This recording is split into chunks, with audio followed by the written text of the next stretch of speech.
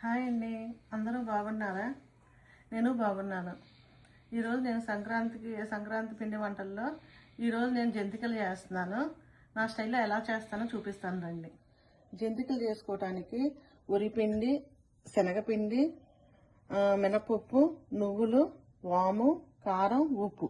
These all are the ingredients. ఈ కప్పుతో 4 కప్పులు బియ్యపిండి తీసుకున్నాను. 4 కప్పులు బియ్యపిండికి కప్పున్నర శనగపిండి తీసుకుంటాను.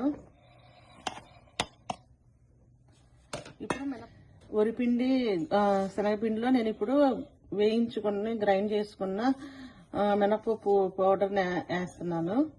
వేసి ఇందాక నేను ఇది బటర్ చెవటం మర్చిపోయాను. నేను బటర్ కూడా యాడ్ చేస్తాను. కొంచెం నువ్వులు,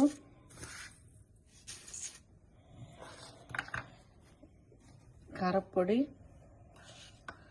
వాము, వాటర్లో ఉప్పు కలుపుకొని పిండి కలుపుకుంటే ఉప్పు అన్నిటి అంతా బాగా కలిసిద్ది. విడిగా వేసుకుంటే కొన్ని చోట ఉప్పు ఉండదు, కొన్ని చోట కలవదు. అందుకనే వాటర్లో ఉప్పు వేసి కలిపి పిండి కలుపుతాను. ఇప్పుడు ఇది ఇలాంటి హోల్స్ ఉన్న జంతికల గొట్టాన్ని తీసుకొని పిండిని ఇలా కలుపుకున్న తర్వాత దీన్ని ఇలా ముద్దగా చేసుకొని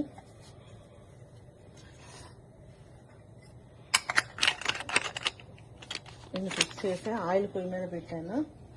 ఈ ఆయిల్ బాగా వేడైన తర్వాత దీంట్లో జంతికలు వేసుకోవాలి.